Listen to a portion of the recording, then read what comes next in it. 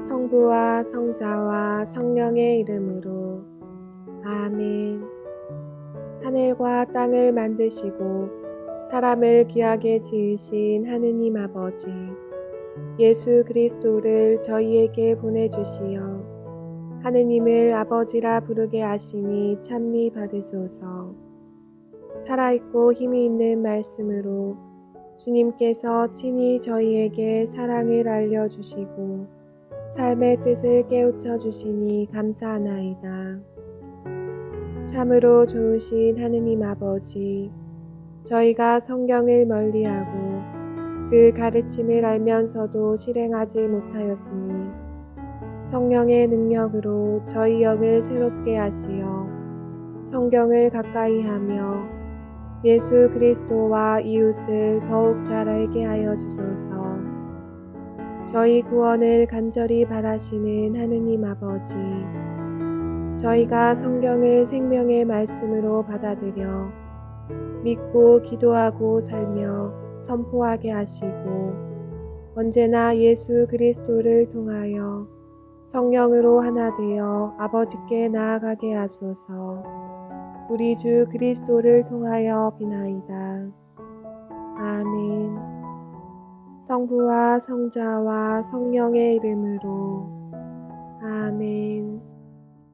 열린 성경 강좌에 오신 여러분 환영합니다. 이제 우리의 레위기 독서가 끝이 납니다. 이번 시간으로. 이 독서를 마치고 나면 당분간 우리도 안식을 누릴 수 있을 것 같습니다.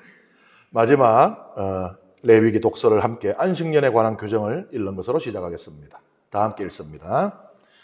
주님께서 시나이 산에서 모세에게 이르셨다.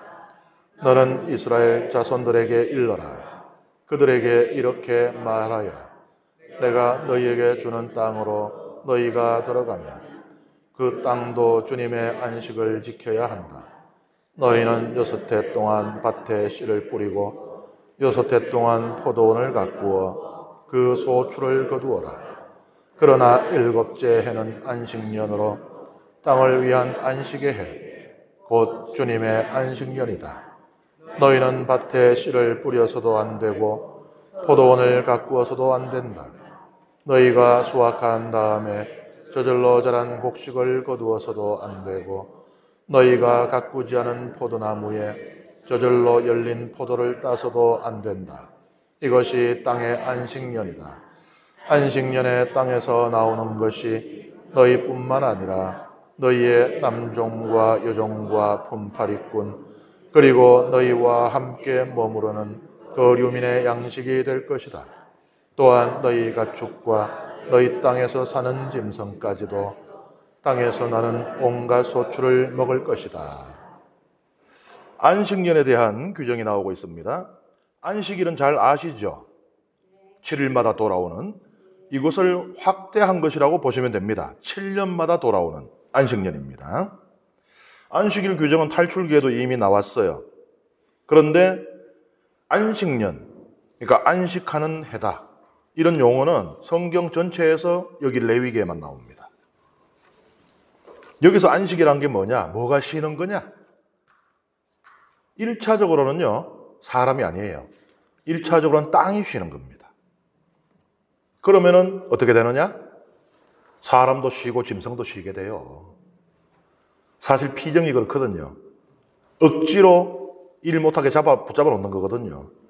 제가 불란서에 있을 때 솔렘 수도원이라는 그 베네딕토의 수도원에 가서 성주관을 지낸 적이 있습니다.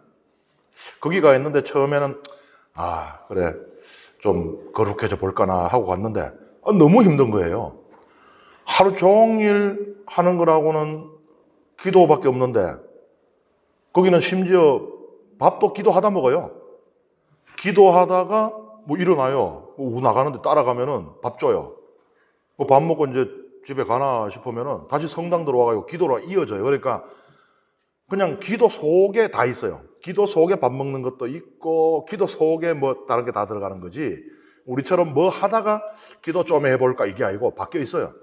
기도가 하루의 삶을 다 품고 있는 그런 건데 하루가 지나고 이틀이 지나고 하는데 무의도식하는 것 같고 막 몸살 날 것 같고 뭐 논문이라도 좀 더 쓰고 왔어야 안 되나 생각도 들고 막 불안하기도 하고 그래요 이게. 그렇게 해본 경험이 잘 없어서 그런 거예요. 아무것도 하지 않고 그냥 하느님만을 바라보면서 하느님께 내 모든 시간을 봉헌하는 거, 그게 잘 없어서 그런 거거든요. 그러니까는 그냥 뺏어버리면은 쉬게 되는 거예요. 그 어쩔 수 없어요. 거기는 그 수도원 전체 인터넷이라고도 없고, 예. 그러니까는 그냥 뺏으니까 쉬게 되는데, 마찬가지예요. 땅을 손을 못 대게 해버리는 거예요. 그럼 사람 농사 못 짓잖아요. 짐승도 뭐 쟁기질 안 하고 안 하니까 사람도 쉬고 짐승도 쉬는 거예요. 근본적인 해결책인 것이죠. 가나안 땅을 보면은 성경에는 내가 너희에게 주는 땅으로 나오잖아요. 여기에 레위기에 내가 너희에게 주는 땅, 이게 이제 가나안 땅이거든요, 그죠? 그런데 원문을 그대로 번역을 하면은 내가 너희에게 주는 그 땅이 됩니다.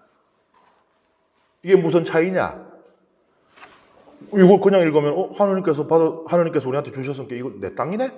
이래 될 수 있잖아요. 너희에게 주는 너희의 땅이 아니에요. 하느님의 땅입니다. 우리는 빌려 쓰는 거예요, 하느님의 땅을. 히브리어는 그걸 강조하고 있어요. 그런데 우리말 번역을 보면은 그게 잘 안 살죠. 우리말 번역 보면 받았으니까 내 거지 뭐, 이래 오해할 수 있잖아요. 원문을 그대로 번역하면은 내가 너희에게 주는 그 땅입니다. 너희의 땅이 아니에요. 땅의 소유권은 하나님께 있습니다. 이것이 이스라엘 백성이 안식년을 지켜야 하는 근거가 돼요. 땅 주인이 시키는 대로 해야죠. 땅 주인이 야, 7째 해는 내 땅 갈지 마 하면은 따라야죠.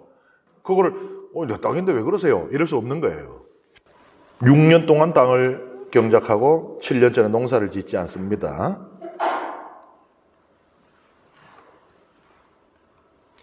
그리고 여기 보면은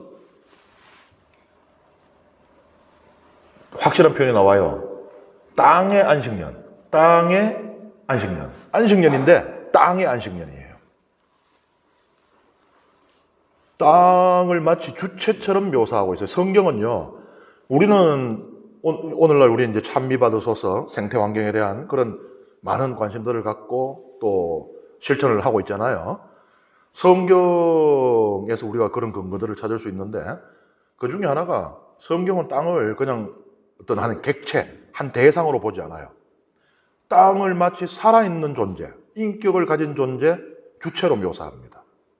그러니까 땅이 쉬는 거예요.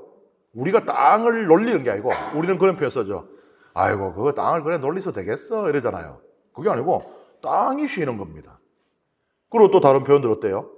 우리가 가나안 땅에서 너희가 가나안 땅에서 죄를 지으면 그 땅이 너희를 뱉어내리라, 토해내리라. 그게 이제 그 유배를 뜻하는 것이거든요. 그러니까 유배를 간 게 딴 게 아니에요. 땅이 있는데 그 땅을 갖다가 우리가 온갖 죄악으로 다 더럽혀 놓으니까 이 땅이 구역질을 못 참아가지고 왜 토해내니까 어떻게 가나안 땅에 있을 수가 없는 거예요. 그게 저쪽으로 튕겨나간 거지, 바빌론으로. 그렇게 묘사를 하고 있어요, 성경은. 땅을. 그래서 땅은 주체로 묘사가 되고 있습니다. 그 사람이 땅의 안식을 방해하면 안 되는 거예요. 사람이 땅을 쉬게 해주는 거, 놀리는 거, 이게 아니고 땅이 쉽니다. 땅이 쉬는데 가가지고 자꾸 귀찮게 하고 성가시키면 어떻게 돼요? 한 대 뚫어 맞는 기라. 그럼 고나게 자는 사람 깨우려고 그래봐요. 한 대 뚫어 맞는 기라. 그래야 되는 겁니다. 땅이 사람의 것이 아니니까 그 땅에서 나는 것도 궁극적으로는 사람의 것이 아니에요. 그래서 이 땅에 나는 것도 혼자 독차지하려고 하면 안 됩니다. 내가 뭐 밭 깔고 내가 씨 뿌리고 내가 다 열매 맺게 다 내 거지가 아니에요. 그래서 이 안식년에도 저절로 자라는 건 있을 거 아니에요. 거기서 뭐 곡식도 일부 자랄 것이고 뭐 경작을 할 때처럼 그렇게 막 잘 자라진 않겠으나 뭐 나무 같은 거는 열매를 똑같이 맺을 수도 있고 그런 것들은 손대지 말고 놔둬라. 그걸 다 추수해서 저장하지 말고 뭐 가난한 사람들, 종이나 또 집짐승, 들짐승들이 주워 먹고 따먹도록 그냥 둬라. 이렇게 하고 있는 겁니다. 그러니까 안식년에는 모든 이가 땅에서 나는 것을 자유롭게 먹는 겁니다. 뭐 눈치 볼 필요도 없고 구걸할 필요도 없고 이 먹거리를 가진 자와 가지지 못한 자 사이의 갑과 을의 관계도 이때는 다 해소가 되는 거예요. 고대 근동의 다른 나라들에도 이런 비슷한 법이 있긴 했어요. 휴경법이 있었습니다. 경작지를 놀리는 것. 예를 들어서 가나안 땅에 우가릿 문서에도 보면은 휴경법이 있어요. 몇 년마다 이 땅을 놀리는 거거든요. 그런데 그 목적은 지력 향상이에요. 뭐 오늘날에도 지력이 사실은 유지하는 게 힘들잖아요. 그러니까 점점 더 비료라든지 뭐 이런 것들이 막 계속 개발되고 하잖아요. 그러니까 땅을 계속 농사를 지으면 지력이 약해지거든요. 그죠? 그리고 고대에는 뭐 오늘날 같은 이런 그 비료나 이런 것도 없었을 텐데. 그러니까 소출이 안 나니까 아예 한 해는 그만 놀리자. 그러니까 휴경법이 이 지력 향상을 위해서 존재를 했던 거예요. 근데 여기는 그게 아니에요. 물론 그런 현실적인 목적도 같이 따라올 수도 있죠. 하지만 우선적으로 강조되고 있는 목적은 그러한 현실적인 이유가 아니죠. 이것을 통해서 땅의 주인이 진정한 주인이 누군지를 확실히 다시 자각하고 또 그 쉼을 통해서 쉰다는 것의 의미, 안식의 의미, 하나님께 집중하게 되잖아요. 뭐 우리가 보면은 왜 농사일 바쁠 때는 이게 미사 참여하기 좀 힘들어요. 하지만 농사일 한가할 때는 보면은 막 평일 미사도 교우들 많고 뭐 성당에 신심도 많이 오고 이러잖아요. 그리고 이 기회에 하나님께 더 가까이 나아갈 수 있도록 하는 또 그런 계기도 되고 또 이때 그 어려운 사람들 또 짐승들까지도 좀 쉬면서 그냥 값을 치르지 않고도 자기들의 먹거리를 해결할 수 있는 이런 것들이 이제 더 우선적인 가치가 됩니다. 그래서 이 성경의 안식년 규정에는요, 하느님과 땅, 인간과 짐승 모두를 위한 신학적이고 생태적이고 인도주의적인 동기가 우선시되고 있는 것이에요. 그러니까 성경이 참 우리가 읽으면 읽을수록 놀랍죠, 그죠? 그 다음에 희년에 대한 규정이 나와요. 이거는 안식일을 확장을 한 것이 안식년이라고 그랬어요. 안식년을 또 확장을 하면은 이 희년이 됩니다. 50년째. 그러니까는 7, 7이 49. 안식년이 7번 돌고 난 뒤에 다음에 따라오는 해. 50년 희년이에요. 우리는 희년에 좀 익숙해요. 왜냐하면은 근래에 희년이 좀 자주 있었어요. 그죠? 2000년 이후로. 사실 어떻게 보면은 놀라운 일입니다. 과거에 보면은 뭐 한 세기에 한 번, 뭐 두 번, 그 보기 힘든 이제 희년이었는데, 우리는 참 어떻게 재수가 좋은 세대여서 희년을 뭐 자주 맞이했습니다. 희년은 히브리 말로 요벨이에요. 요벨. 순양의 뿔입니다. 왜냐하면은 이 순양의 뿔을 붕 불면서 희년을 선포를 했거든요. 그리고 또 요벨에는 가져온다는 의미도 있어요. 이게 뭐냐? 사람과 땅의 관계를 다시 올바로 가져온다. 이게 처음에는 그래, 땅은 하느님의 것이고 땅도 주체고 하지만은 뭐 계속 그냥 밭 갈고 농사 짓고 하다 보면 땅이 뭐 아이고 왜 그렇게 꽃갱이질을 시기하노, 아이고 허리 아파 죽겠네 이런 소리 하는 것도 아니고 계속 하다 보면 그냥 이게 객체화 돼버려요. 땅이라는 거 나의 소유물, 대상 이렇게 돼버리는 거거든요. 그런데 이제 이때 다시 땅과의 관계를 그런 관계가 아니다. 다시 이제 올바른 관계를 가져온다는 그런 또 의미가 있습니다. 희년과 비슷한 제도는 또 고대 근동에도 있었어요. 제가 이제 누누이 말씀드리지만 성경 안에 있는 것들이 하늘에서 뚝 떨어져가 성경에만 존재하는 게 아닙니다. 이미 그보다 더 오랜 역사를 가지고 있는 다른 문화권들에서 들어온 것들이 상당히 많아요. 하지만 그것을 야훼 하느님 신앙 안에서 재해석해내고 있다는 이것이 성경의 고유함이라고 말씀드렸습니다. 메소포타미아에 미샤룸이라고 하는 제도가 있어요. 이것도 어느 해가 되면 땅과 집, 저당 잡히고 뺏기고 했던 거 있잖아요. 그거를 원래 주인에게 돌려주고 또 빚도 없애줍니다. 종도 해방해줘요. 희년법하고 거의 똑같죠? 그런 비슷한 게 있어요. 그런데 이게 모든 이에게 적용이 된 것이 아니에요. 이것은 일반 백성에게는 해당이 안 됩니다. 관료나 귀족들에게만 적용이 되었어요. 그러니까는 있는 사람이 도박에 빠져가지고는 의하다 보이 내가 그래도 뿌리 깊은 어느 가문의 누군데 도박에 빠져 어떻게 하다 보이 내 땅을 날려버렸다. 이런 경우는 돌려받을 가능성이 있는 거예요. 하지만 일반 백성들에게는 기회가 주어지지 않았어요. 그리고 이게 성경처럼 50년마다 이렇게 되는 그런 게 아니고 왕의 즉위식 같은 이런 언제 일어날지 모르잖아요. 그러니까 주기적이지가 않고 그러니까 온전히 그냥 왕의 의지에 달린 우리 왜 특사 있잖아요. 그 대통령의 전적인 의지에 달렸습니다. 해도 되고 안 해도 되는 거예요, 사실.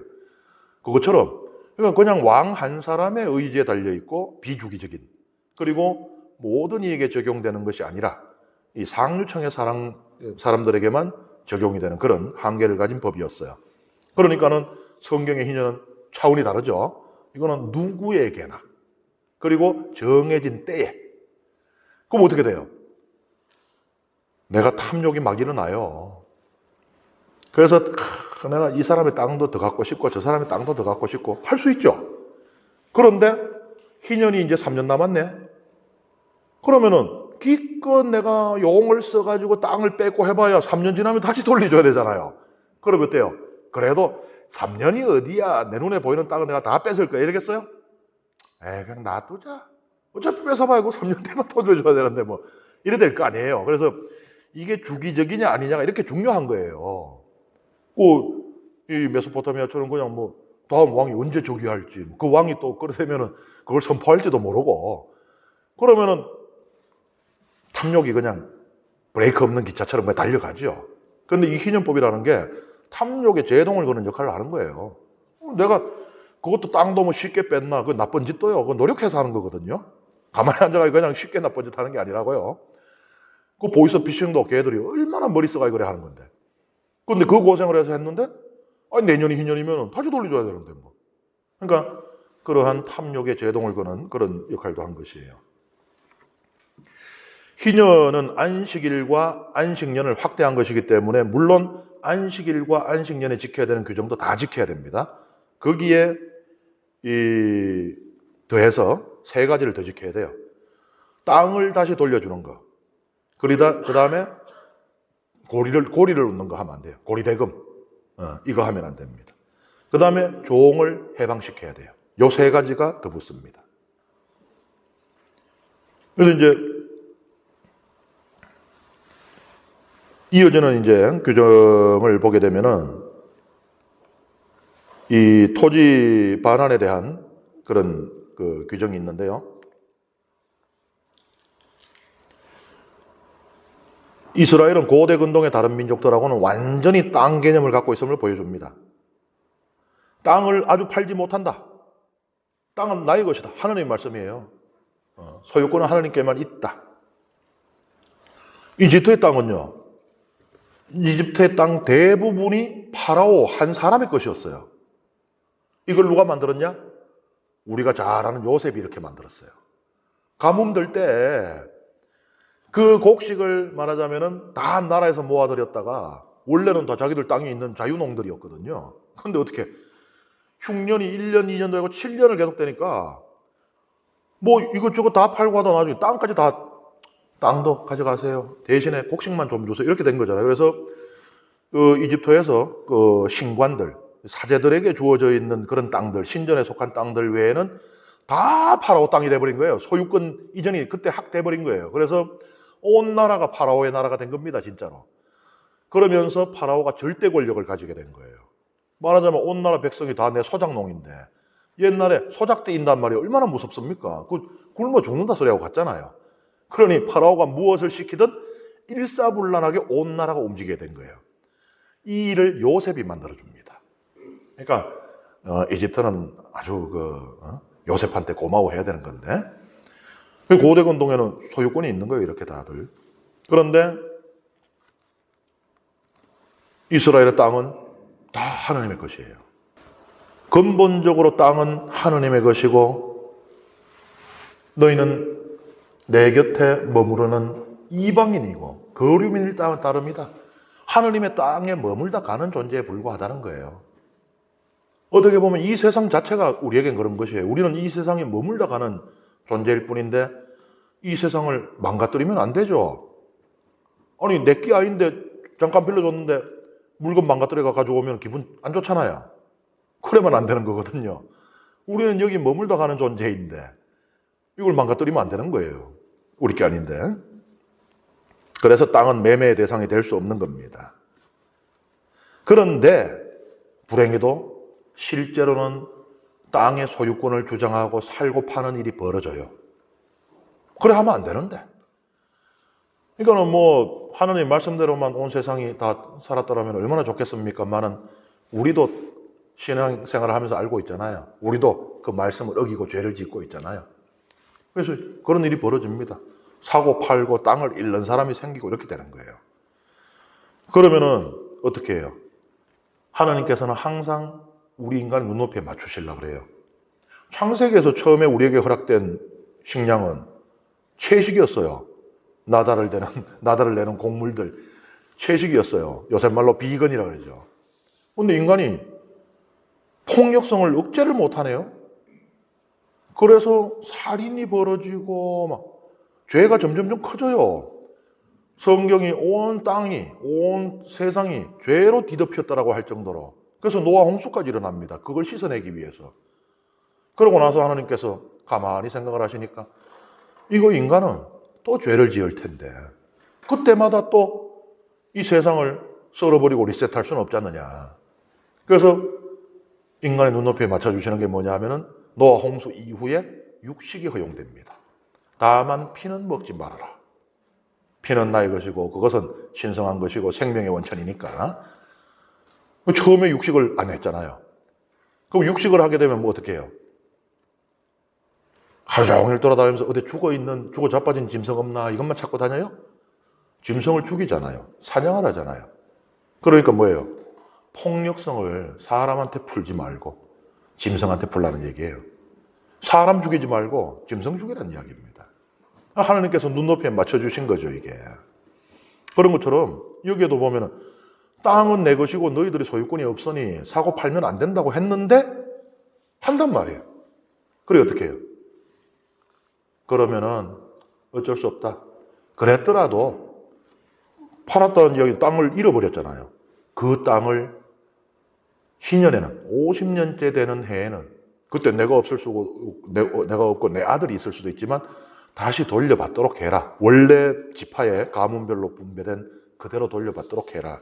이제 이런 명령을 하시는 겁니다. 이거 하나님께서 이제 말하자면 49년을 눈 감아 주시는 거예요. 이놈의 손들이 말을 해도 말을 안 듣거든. 어떻게 해요? 49년은 눈 감아 주시고 50년째에는 됐다. 이제 여기까지 하고 다시 되돌리시는 거예요. 그리고 이 주택도 땅에 이제 속해 있잖아요. 주택도. 근데 요거는 조금 규정이 까다로운 게 성 안에 있는 주택. 이건 소유권이 있어요. 내 집, 네 집이 있고요. 사고 팔 수도 있어요. 성 안에 있는 것은. 그것은 이제 성 안에 있는 주택은 성 안에 사는 사람들, 우리가 부르조아란 말 알잖아요. 아이 저런 부르조아를 봤나. 성 안에 사는 사람이란 뜻이에요. 원래 강남에 사는 사람들은 돈이 있잖아요. 성 안에 사는 사람들은 부유해요. 이 부유한 사람들이기 때문에 뭐 이들에 대해서는 그렇게 까다롭게 뭐 모든 주택의 매매도 금지한다든지 뭐 이런 또는 희년에 뭐 주택을 돌려주라든지 이런 것은 이제 적용하지 않았고, 또 하나 이 성 안의 소유권을 인정을 하고 사고 파는 행위도 이제 묵인을 함으로써 누군가가 여기 들어와서 살 가능성도 열어준 겁니다. 그러니까 우리끼리 맨날 그냥 잘 사는 사람 우리끼리 뭐 애들도 우리 애들끼리만 친구하고 뭐 이게 아니고 다른 누군가가 들어올 수 있는 가능성도 열어놓은 것이에요. 그런데 성 밖에 있는 집, 가난한 사람들의 집이겠죠. 성 안에 들어가지 못한 사람들이니까. 이 사람들의 집은요, 뺏겼더라도 희년이 되면 돌려줘야 돼요. 그게 적용이 돼요.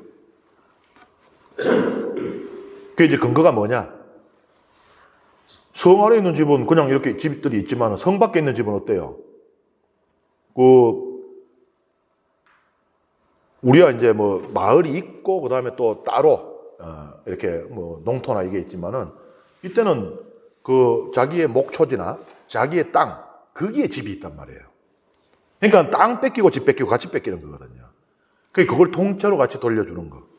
그래서 봐요. 이 희년법을 적용을 해도 성경은 가난한 사람들에 대한 배려를 더 우선시하고 있어요. 그러니까 스스로 자기를 도울 능력 있는 사람들은 그렇게까지 막 우선적으로 챙기진 않아요. 근데 하나님이 아니면 아무도 도와줄 이가 없는 그런 사람들, 그런 처지에 있는 사람들을 하나님께서는 우선 챙겨주십니다. 레위인들도 집이 있을 거 아니에요. 레위인들의 집은 성 안에 있던 성 밖에 있던 다 희년법에 적용을 받았어요. 그러니까 집을 다 돌려받을 수가 있었던 것입니다. 왜냐하면 레위인들은 땅을 못 받았잖아요. 레위인들은 성전에 봉사해야 되기 때문에 지파들의 땅을 나눠줄 때 뭐 므낫세 지파는 뭐 요르단강 동쪽에 이만큼, 서쪽에 이만큼, 에프라임 지파는 북쪽에 이만큼 하고 할 때 레위인들은 땅 못 받았어요. 그러니까 뭐예요? 레위인들에겐 집이 곧 땅인 거예요.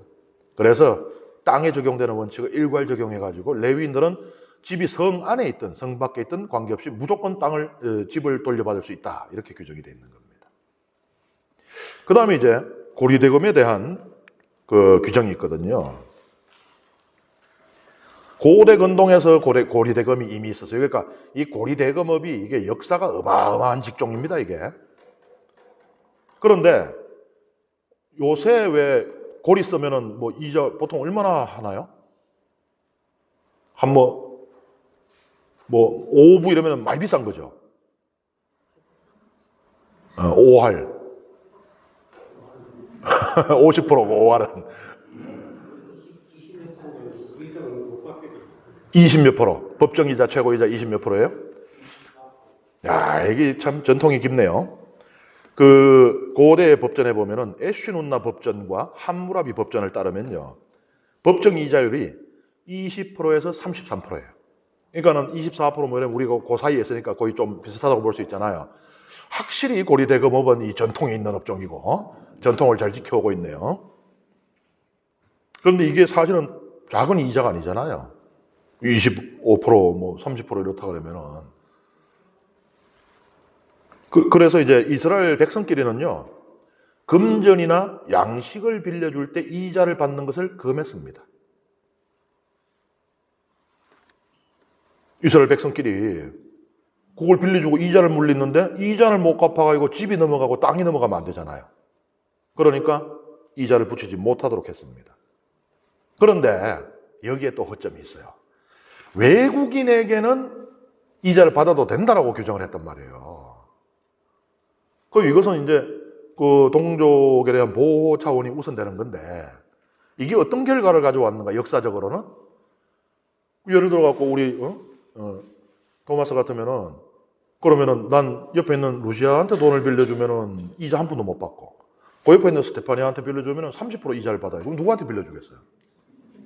물어볼 것도 없죠. 이래서 오히려 부정적인 결과도 났습니다. 정말 도움이 필요한 이스라엘 사람들이 돈을 못 빌리는 거예요. 안 빌려줘요. 왜냐하면 이거 공짜로 빌려줘야 되니까. 그 대신에 차라리 외국인에게 빌려주는 겁니다. 30%까지 이자를 받으니까. 그래서 참 아무리 좋은 법이 있어도요, 인간이 그것을 그 빈틈을 비집고 들어가서 악하게 쓰려고 하면 막을 길이 없는 거예요, 이게.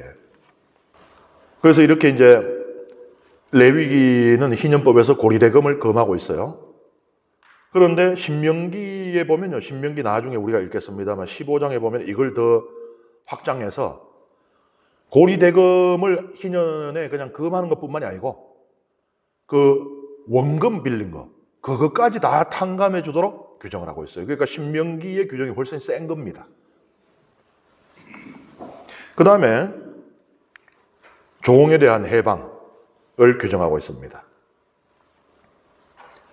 같은 이스라엘 사람에게 종으로 팔리는 경우에요. 빚을 졌는데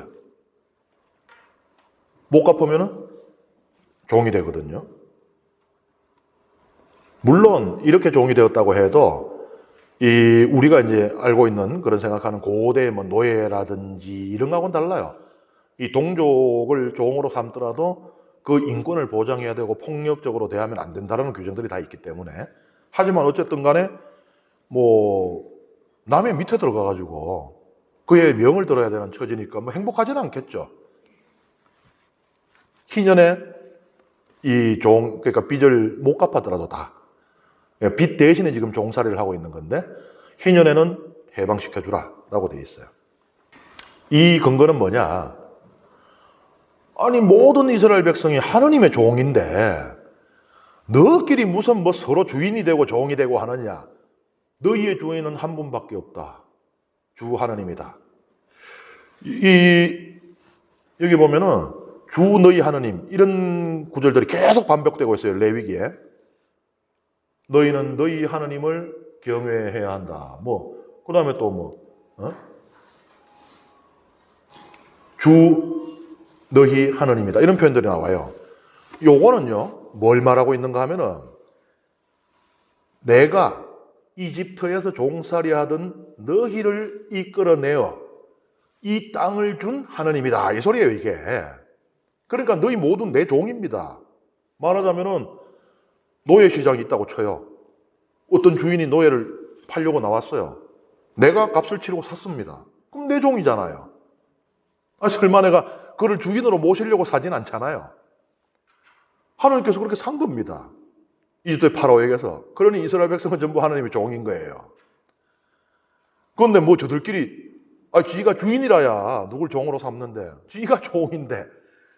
그래서 이스라엘 백성끼리는 서로 영원히 주인과 종의 관계를 못한다는 그런 걸 못한다는 거예요.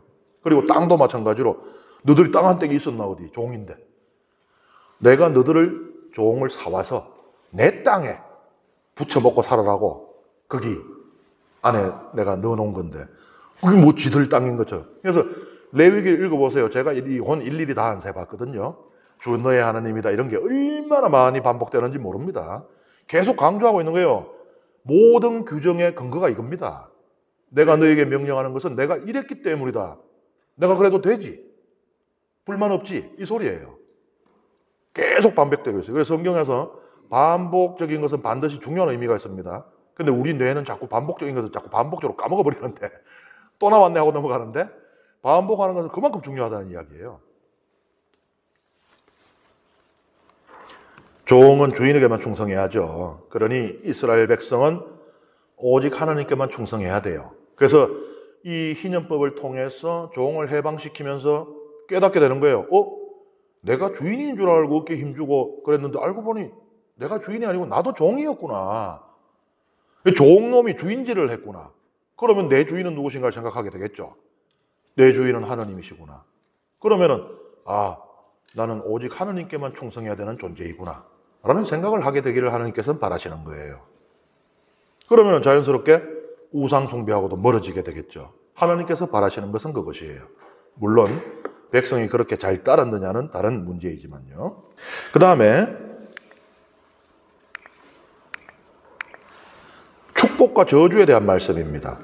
축복하고 저주는 종이 한 장 동전의 앞뒷면과 같이 붙어 댕겨요. 언어도 그렇습니다. 히브리어는 아주 놀라울 정도로 이 신학적인 언어예요. 예를 들어서 히브리어에는 단수 있고 복수만 있는 게 아니고 쌍수라는 게 있어요. 여기서 쌍수는 쌍꺼풀 수술을 의미하지 않겠죠. 항상 쌍으로 존재하는 거. 눈, 귀, 콧구멍, 팔 이런 거. 근데 하늘이요. 단수도 아니고 복수도 아니고 쌍수로 표현되고 있어요. 하샤마임이라 그럽니다. 항상 두 개 쌍으로 존재하는 거. 그건 뭐예요? 우리 눈에 보이는 건 창공이잖아요. 그것만 있는 게 아니다. 우리 눈에 보이지 않는 하늘이 하나 더 있다. 하나님께서 계시는 것. 그래서 하늘에 계신 우리 아버지예요. 이걸 갖다가 우리가 비행기 타고 이래 올라가면 아무것도 없거든요. 뭐야, 하늘에 계신 아버지가 안 계시잖아. 그거는 하샤마임에 그 밑에 있는 그것만 보니까 안 계시는 거죠. 그런 것처럼 이 히브리어는 언어 자체가 아주 신학적인 그런 언어인데요. 축복이라는 단어하고 저주라는 단어가 같아요. 신기한 일입니다. 그죠? 물론 영어 사전에도 보면은 단어가 하나 있으면은 첫 번째 의미, 두 번째 의미, 세 번째 의미 나오지만 그것은 파생되어 나가는 그런 의미들을 하는 것이지 축복하고 저주는 정반대잖아요. 이게 한 단어에 담긴다는 거. 바라크라고 하는 단어예요. 바라크. 그래서 이게 어디 대표적으로 나오는가? 욥기에. 욥이 온갖 시련을 겪고 있을 때 욥의 아내가 욥에게 뭐라 그래요? 우리말 성경에는 아직도 당신은 하나님을 믿는단 말이요. 차라리 하나님을 저주하고 죽어버리시오라고 하잖아요. 여기서 저주, 이게 바라크거든요. 그런데 이제 어떤 그 논문이나 이런 것들을 보면 그것을 축복으로 번역하는 경우도 있어요. 하나님을 축복하고 죽어버리시오. 그것도 말이 돼요. 왜 말이 되는가 하면은 욥의 고통이 지금 어디서 옵니까? 욥이 악행을 했기 때문에 오는 거예요. 하늘 아래서 흠도 없고 의로운 사람이잖아요. 아침에 눈 뜨면 혹시나 내 자식들이 잘못했을까? 제사를 바치고 하는 그런 인물이잖아요. 말하자면 우리로 따지면 매일 미사 참여하는 그런 경우인데. 근데 하나님께 충성을 하면 할수록 이 불행해지잖아요. 지금 재산 날리고 자식 다 죽고 자기 병에 걸리고. 그러니 뭐예요? 하나님을 축복하면 이제는 네한테 죽음이 내릴 거야. 하나님을 축복하고 죽어버리시죠. 네가 하나님을 축복하면은 넌 죽어버릴 거야. 이 이야기를 하는 거예요. 그러니까는 아주 비꼬고 있는 거죠. 그래, 아이고 그래 잘났다. 네 그래 아직도 하나님을 그렇게 굳건히 믿고 있는데 한번 축복해봐라. 네 후회되는가 이제 네 남아 있는 그 알량한 목숨까지 날아갈 파이다. 이 소리를 하는 거예요. 그런 해석을 하기도 하는데 어쨌든 이게 가능한 게 바라크라고 하는 단어가 축복도 되고 저주도 되기 때문에 이런 해석도 가능한 겁니다. 축복과 저주가 이렇게 같이 나오는 이유가 이게 한 쌍으로 그냥 붙어 있어야 그래요. 고대 근동에서 이스라엘뿐만 아니고요. 고대 근동에서 계약을 맺을 때 맹세를 하잖아요. 이 계약을 내가 지킨다 뭐 맹세하잖아요. 항상 축복하고 저주를 같이 넣습니다. 쌍으로. 그런데 저주문이 더 길고 더 심각하게 들어가는 거예요. 그러니까 사람이 그렇잖아요. 네가 오늘 이거를 하면은 내가 너에게 맛있는 아이스크림을 사줄게. 가 더 강력한 동기가 되겠습니까? 아니면은 오늘 이거 안 하면 저녁밥 없을 줄 알아. 이게 더 강력한 동기가 되겠어요. 보통 사람은 후자를 따르거든요. 그러니까 축복보다 저주문이 더 길고 더 엄중하게 들어가는 것은 그런 강력한 이 계약을 준수할 동기를 부여하기 위한 목적입니다. 여러 가지 상황에 대해서 이제 그 축복과 저주가 나오는데요. 이 앞부분은 26장의 앞부분은 이제 축복에 대해서 말을 하고 있어요.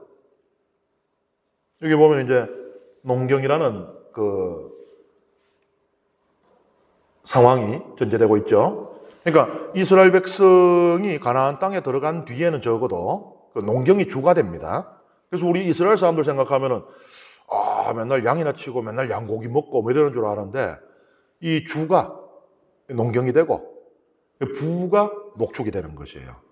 그러니까 농경이 있으면은 농사를 짓지 못하는 계절, 그러니까는 건기가 되겠죠. 이스라엘은 사계절이 아니고 우기 건기니까 건기에 이제 뭐 다니면서 이렇게 하고 이러는 것이고, 이제 농경기 우기에는 농사 지으면서 그 농경지 주위에는 또 풀이 자랄 거 아니에요. 비가 오니까 거기서 이제 풀어놓고 뜯어미기는 그런 이제 제도였던 거예요. 그래서 예수님께서 뭐 드시고 이럴 때 보면은 뭐 물고기도 등장하는 주로 빵이잖아요. 주식이 우리는 이스라엘 성지순례 갔다 왔다 야 양고기 먹어봤나? 이러지만은 양고기가 이 주식이 아니란 말이죠. 농경이 주 상황입니다. 그러니까 그 상황에 맞는 축복인 거예요. 제때에 비를 내려주겠다. 이스라엘은 중요한 비가 두 개가 있어요. 이른 비, 늦은 비입니다. 이른 비면은 봄비 생각하지만 그게 아니에요. 이스라엘은 우기가 10월경에 시작을 해요. 그리고 3월 내지 4월까지 농사를 짓습니다. 그러니까 농사 지을 때 이른 비는 우리로 따지면 가을비가 되겠죠. 늦은 비는 이제 곡식이, 그러니까 이른 비는 파종할 때 필요하고, 늦은 비는 곡식이 한창 이제 무르익을 때 필요한 거예요. 그러니까 그거는 봄비가 되겠죠. 이때 뭐가 잘못되면은 한 해 농사 그냥 날아가는 겁니다. 이게 오늘날처럼 뭐 농업기술이 발전하고 관계시설이 잘 되고 해서 3모작, 4모작 할 수 있는 게 아니잖아요. 1년에 딱 농사를 지을 수 있는 그때인데 이거 비가 잘못되면 그냥 날아가는 거예요, 이거. 얼마나 중요합니까? 그래서 이러한 축복, 제때에 비를 내려주겠다. 그리고 이 보면은 이게 또 어마어마한 축복이에요. 타작 기간이 포도 수확 때까지 이어지고 포도 수확이 파종 때까지 이어질 것이다. 이게 뭐냐? 이어서 타작을 이제 보리 타작. 그 다음에 이 포도 수확, 그리고 이 파종은 이 다음 이 보리 파종이. 그러면은 이 수확하는 때가 다르잖아요. 1년에 이렇게 걸쳐져 있어요. 봄에 있고 가을에 있고 이렇게 하잖아요. 근데 이게 얼마나 많이 소출이 나면은 매일 가서 추수를 하는데 이게 다음 그 수확해야 될 곡물이 이 추수할 때까지 추수를 계속 하는 게 이게. 그러니까는 무슨 뭐 밀 하나 심으면 밀이 한 포기에서 3톤씩 나오는가 봐요, 이게. 그러니까 매일 아침 나가서 추수를 하는데 보리를 계속 비고 또 베는데 포도 수확이 시작될 때까지 추수가 안 끝나는 거야. 아, 상상만 해도 이런 거 있으면 진짜 세계 식량 나는 걱정 안 해도 될 것 같죠? 이렇게 축복을 내려주신다는 거예요.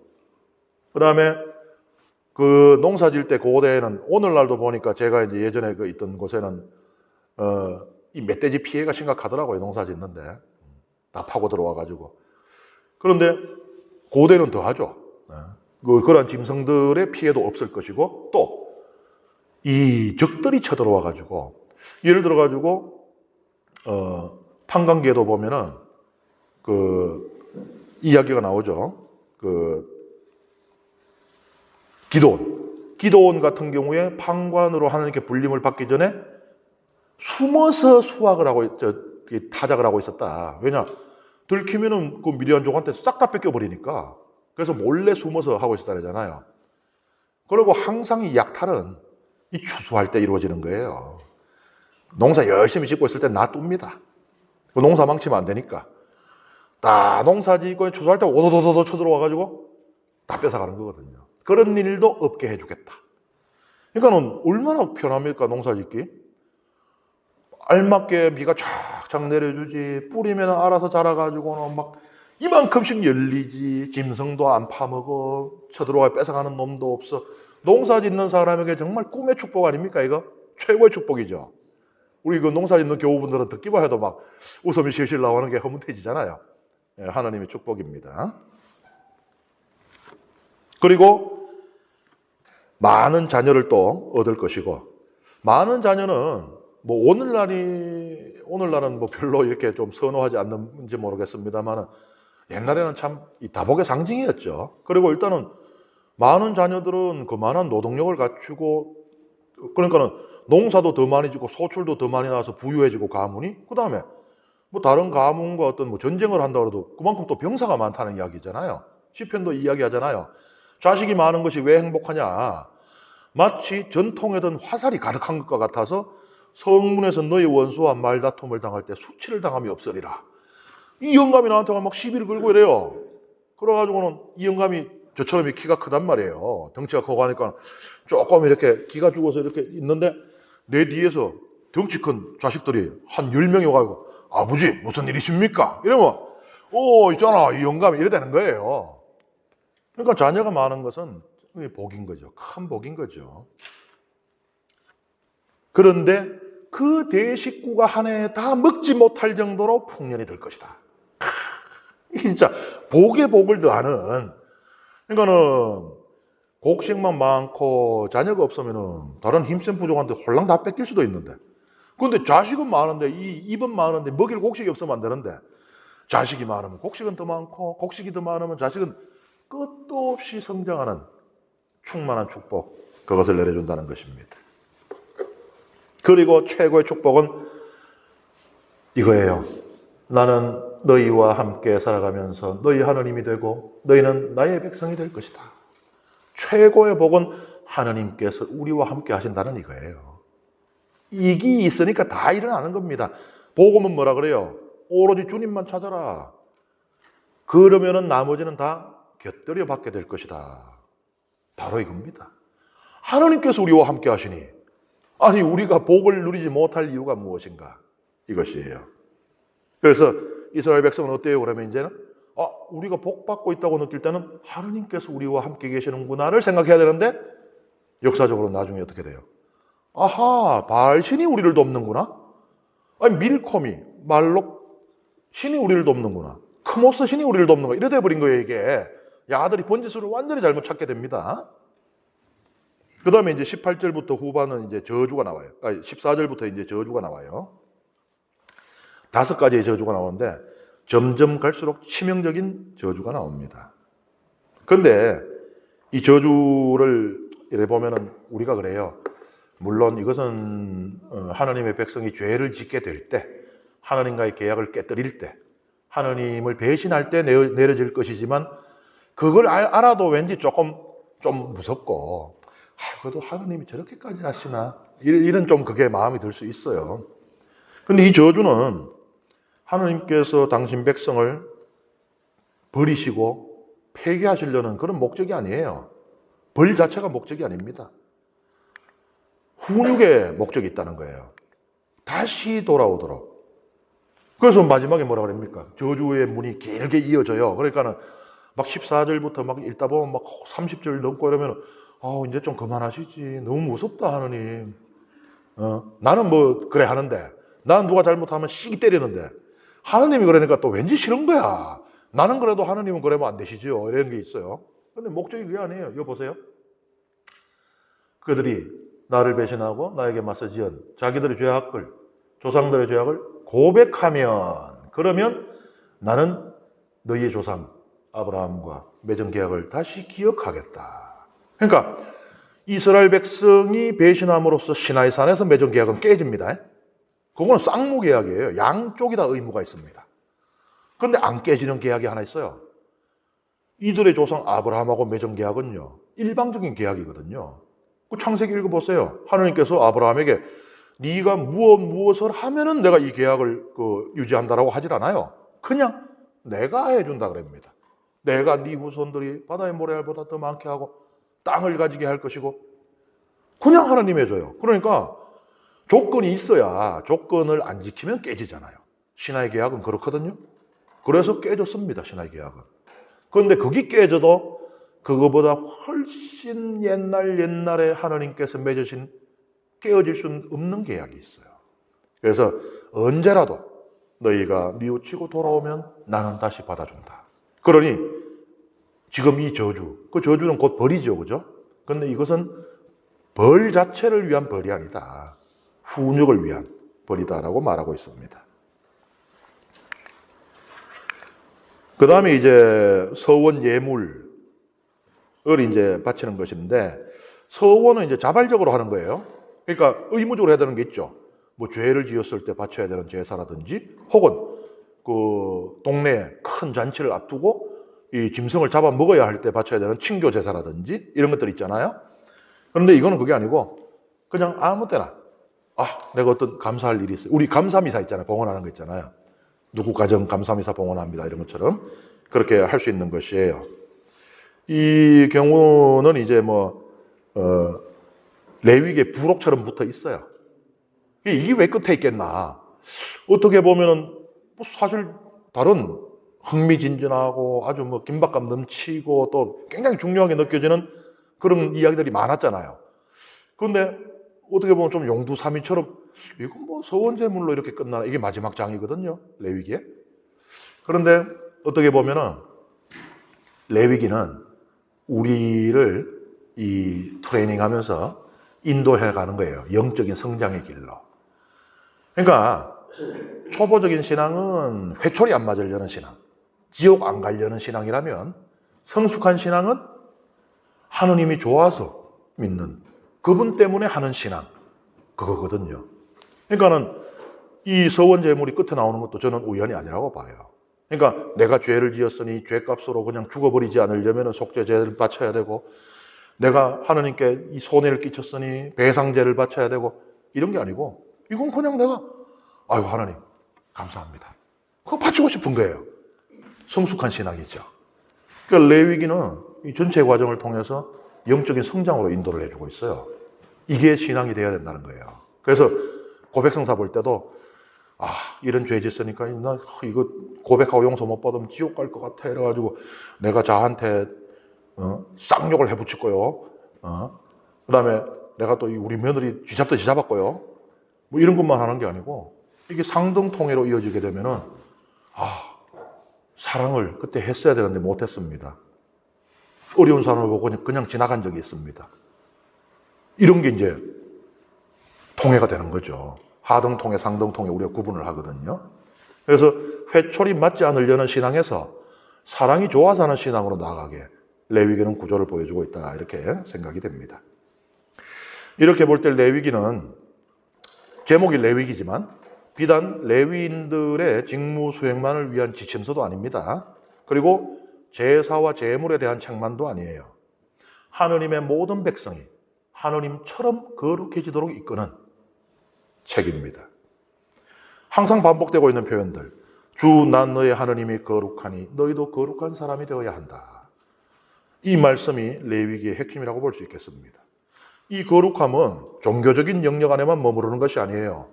우리가 19장이라든지 이런 데서 봤잖아요. 우리가 볼 땐 저거 세속적인 거 아니야 하는 데까지도 다 이 규정이 미치고 있잖아요. 이 사회생활까지도. 영역이 따로 있지 않다는 거예요. 우리식으로 비유하자면 제2방에 갇힌 교회가 되어서는 안 된다는 겁니다. 세상에 팔을 벌려야 된다는 것이에요. 그러니까 이러한 교회의 일은 교회가 세상 일에 주제넘게 참견하는 것이 아닙니다. 네 이웃을 너 자신처럼 사랑해야 한다라고 하는 레위기 19장 18절의 말씀을 실천하는 행위예요. 종교가 뭘 한다고 세상 일에 끼어들어가 아니고 그것을 안 하면 하나님의 명령을 어기는 것이 됩니다. 네 이웃을 너 자신처럼 사랑하라.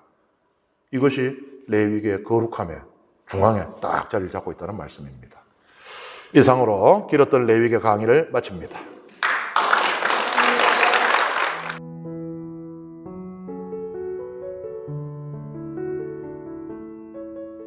성부와 성자와 성령의 이름으로 아멘. 영광이 성부와 성자와 성령께 처음과 같이 이제와 항상 영원히 아멘. 성부와 성자와 성령의 이름으로 아멘.